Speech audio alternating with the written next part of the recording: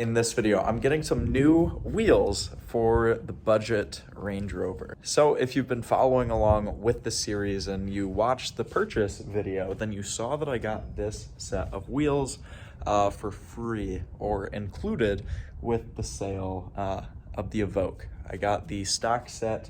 These are, I believe, 19s, yes. So these are the stock set of 19s. They're very dirty, but I'm sure they'll clean up. There's not really any rash on them, which is good news. And then they have good tread on the tires. So it's a good contender for a set to be going on the car. I would be happy with these, and I would be happy with these. I'd be willing to put them on the Evoque. However, I'd be remiss to say that I'd rather have the other set, the upgraded wheels that came from the factory on these cars.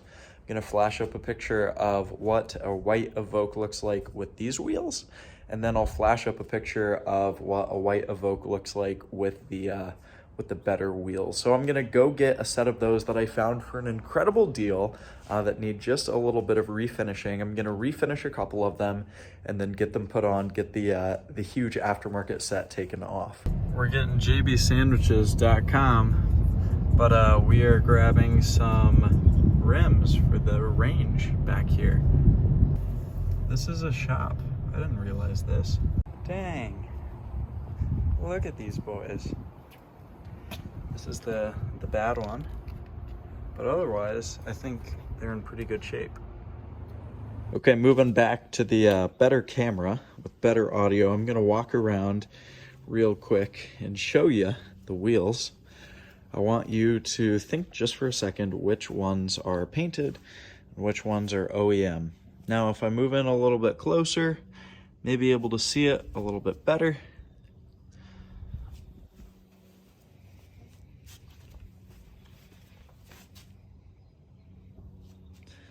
But they all look really similar, and I think on the car they're all gonna look really similar. So this one and this one are painted, and this one and this one are not.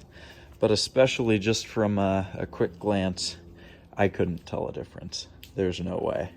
So I'm happy with the result. I'm gonna get these things loaded up and head out to get the wheels swapped.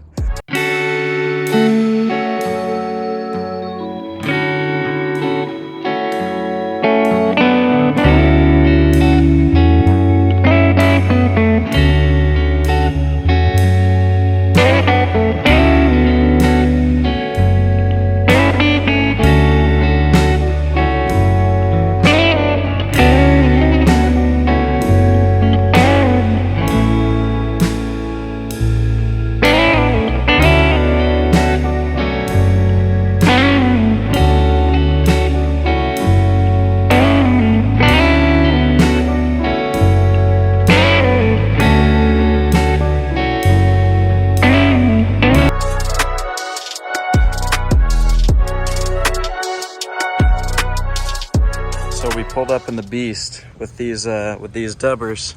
Last time you're gonna see it. Oof.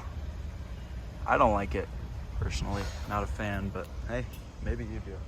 Anyway, we are at the almighty auto center of Walmart in Galley. I gotta go in. They don't take appointments, unfortunately, so I brought the laptop. I'll just be working, chilling in here while I wait. It's 20 bucks, and we'll get it done. So right now we are in a Red Robin, I guess. We got a coffee. Probably not gonna have any of this, but it looks nice.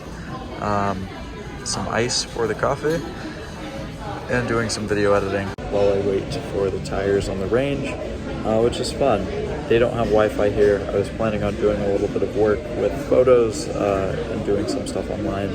But based on the hard drive, based on the data I have, I decided let's just opt for some video editing.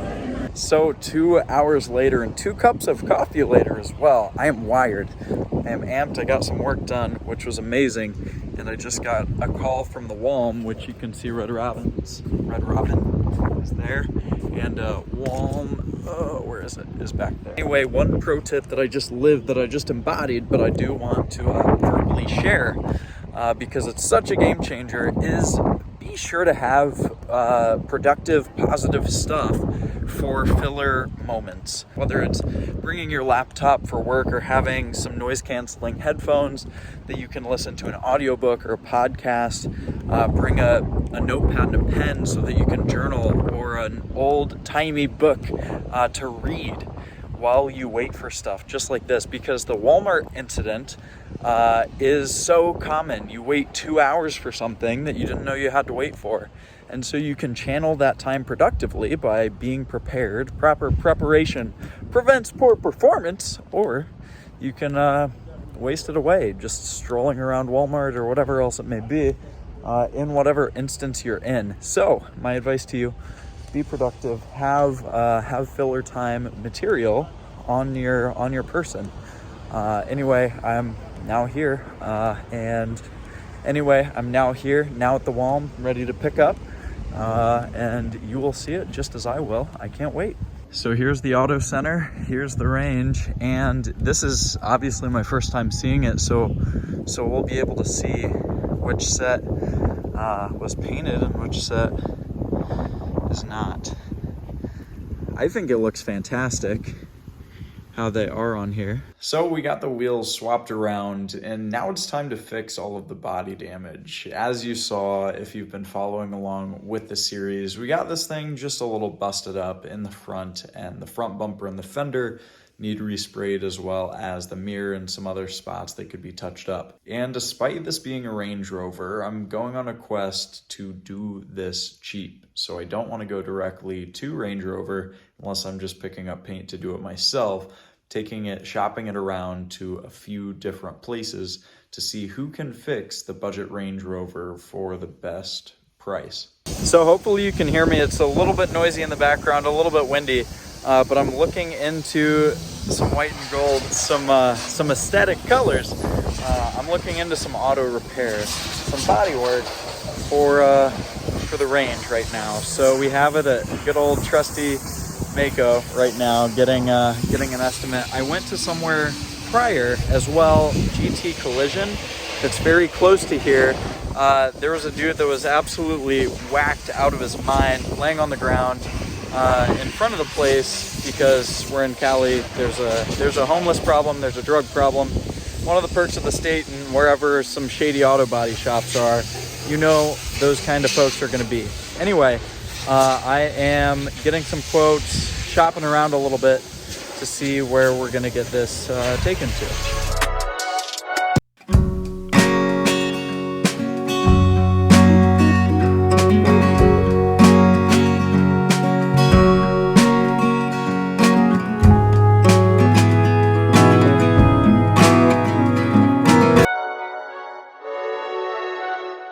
Cruising, heading from place to place to place to place, trying to figure out who has the best deal in town. It's kind of overcast. This isn't typical Cali weather. So right now we are cruising in the Range. We have the tire pressure fault and then the charging system fault. If I can pull up the warnings. There we go, charging system fault, that's intermittent. Anyway, we just called the dealership and said, yo, how much is this to fix, to get at least diagged? And it was 2 hours of labor at $220 an hour, so it was $440 solely for diagnosis.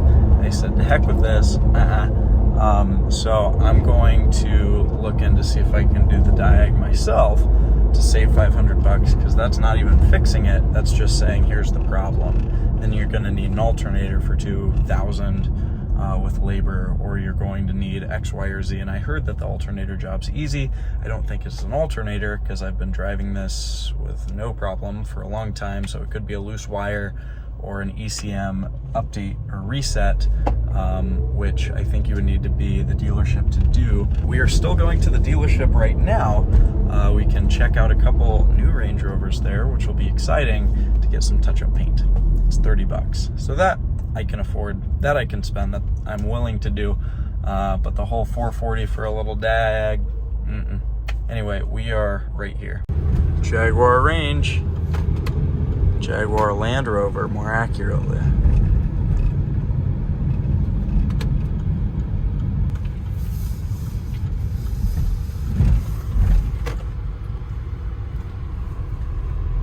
Here we are. Should we park with the rest of them?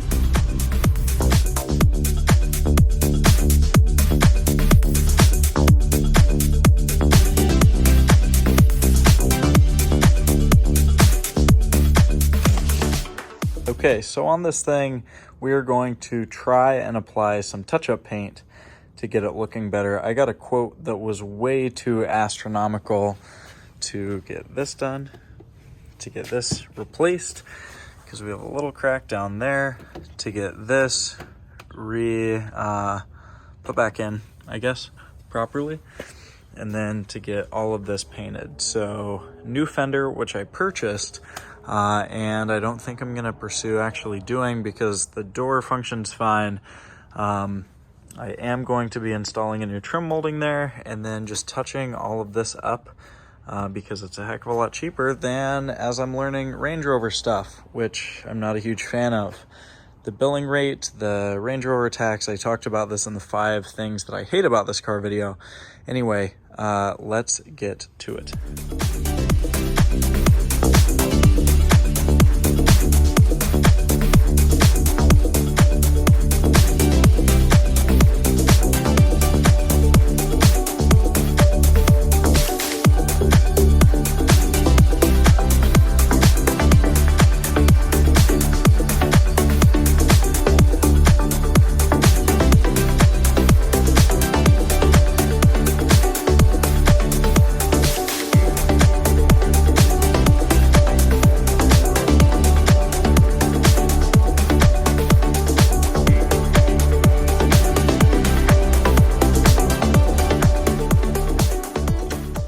Holy crap, check this out. This is insane. This looks so much better. I mean, from a distance, mint, perfect, amazing. Up close, you can see, it's kind of crappy.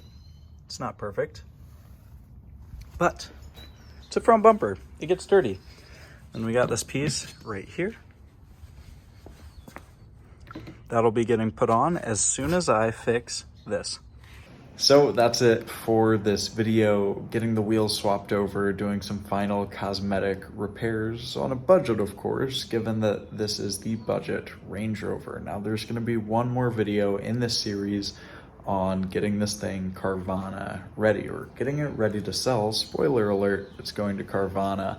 And there are just a few things that we need to do to get it ready to be in that position. Anyway, if you've been liking this series and how this has drawn on just a little bit longer, more thorough, more in depth, then definitely drop a like on this video, drop a comment down below telling me, hey, compress this into just one video. You don't need to drag it out into all these different ones, but we just want to see the process sped up. Or this is awesome, take it out roading, show us you playing with it, show us your utilization of this thing.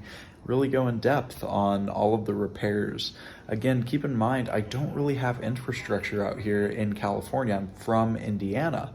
So with that in mind, I've had to get crafty driving around to different part stores and paint shops that I don't necessarily have a connection with. I want to prove to you that you can do this too. Hopefully turning thousands of dollars profit with whatever it is you drive, whether it's a base model gasket or something cool like this Range Rover. Anyway, if you want to stay up to date with this series, be sure to hit the subscribe button. And with that in mind, I will see you on the next one. Peace.